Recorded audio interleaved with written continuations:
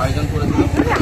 আমাদের উদ্দেশ্য হচ্ছে আমরা বিগত 6 মাস আগে থেকেই আমরা মুর্শিদাবাদ লোকসভায় ক্যান্ডিডেট দেব আইএসএফ এককভাবে।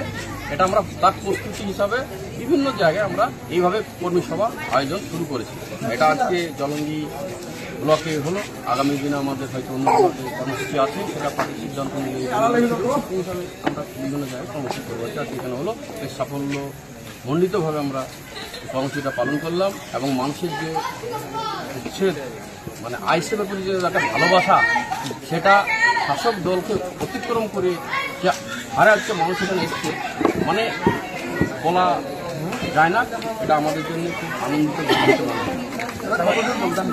আজকে প্রায় আমাদের 100 করে লোক যোগদান করবো বিভিন্ন দল থেকে, বিশেষ টিএমসি থেকে, কংগ্রেস।